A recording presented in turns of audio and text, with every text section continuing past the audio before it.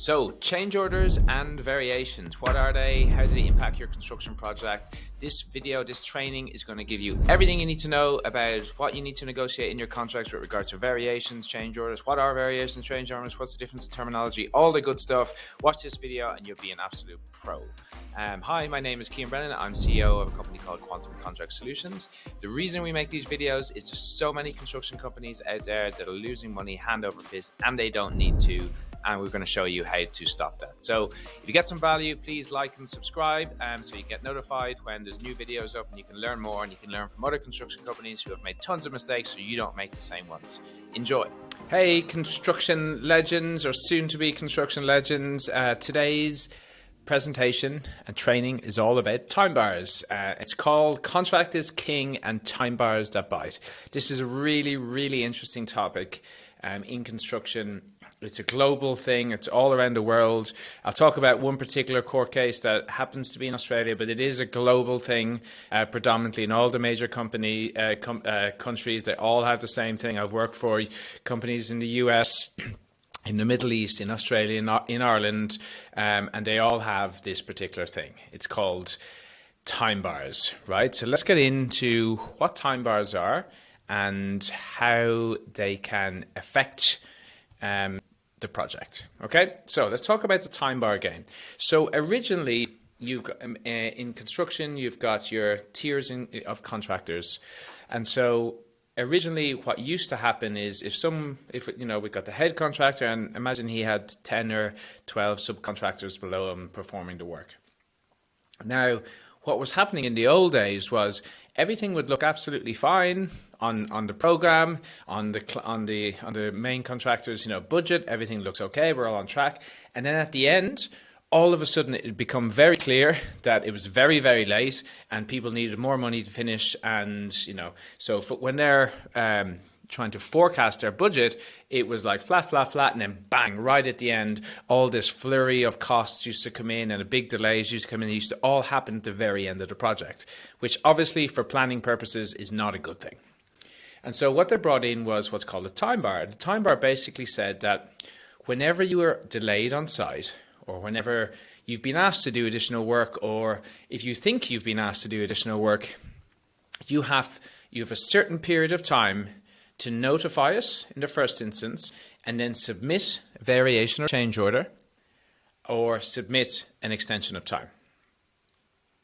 They're your periods of time to do this. That is what the time bar is.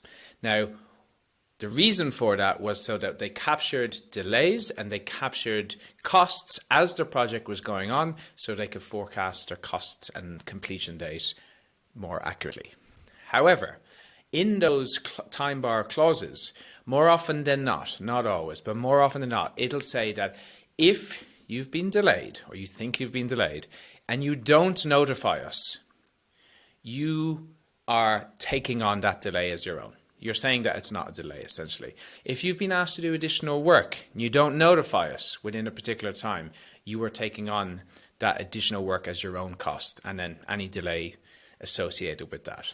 So what happens now in construction is they try and make those time bars super, super small, 48 hours, 72 hours, to try and make sure that you don't get your notice in on time. So you're not able to get your notice in from the delay on site into them. So lots of things have to happen in that 48 hours. You have to look at it, see if it's a real delay, see if you can try and somehow mitigate the delay, then realize you can't, or you can, but it's still going to be a delay, and then go back to the office, get someone to write up this notice and submit it.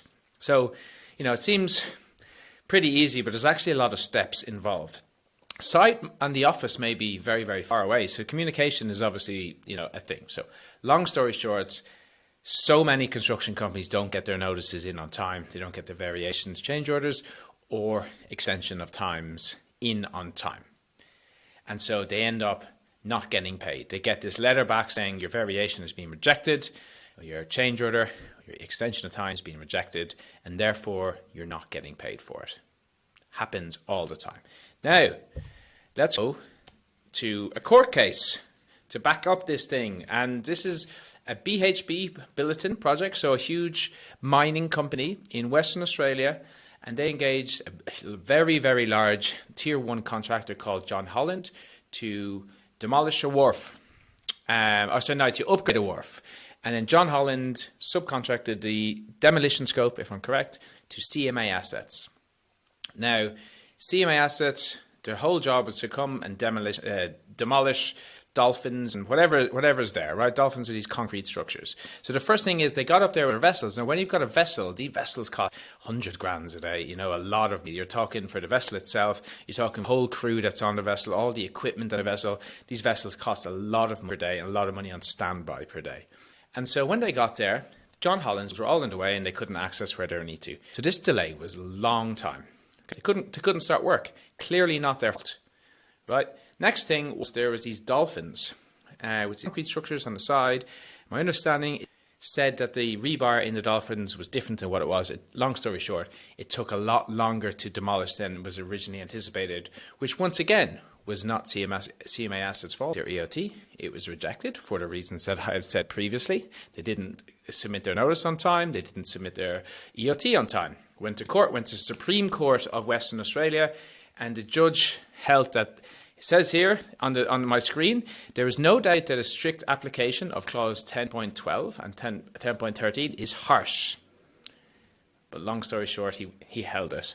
And so because CMA Assets didn't submit a notice or the EOT on time, even though they were entitled to it really, they didn't get paid. Not only did they not get paid, but because they delayed the project, because the delay was now theirs, they got hit with liquidated damages and they lost, obviously, a lot of money. So this is a global thing. There will be court cases in each of your countries with similar things, thereabouts. Now, there's obviously lots of little things that happen in these things. So contractually, if you're a good contracts person, you've got to get your notices in. You've got to get your EOTs, you've got to get your variations in on time. So contractually, what we're trying to do here is we're trying to close the gap between delivering on site and delivering contractually. We're trying to make it easier. So when we're looking in a contract to negotiate a contract, what we want to do is we want to find all the time bars and we're going to bump them up. We want to bump them up to about 5 days. Okay, so that's contractually. That's all you're doing with time bars is you're bumping up the days for your variations and change orders, and depending what your terminology is, and then your EOTs. Bump them up for those and the notices. Okay, now a couple of little things that we can talk about now while we're here is you need to have a system to easily track all the changes and delays. Submit your notices more as like a memo style, not like a personal email letter type thing. Make it look more procedural. Ideally, a little trick is do it via like doccontrol@yourcompany.com rather than person to person. Depending on your contract might have a specific way of submitting notices. More often, that's fine.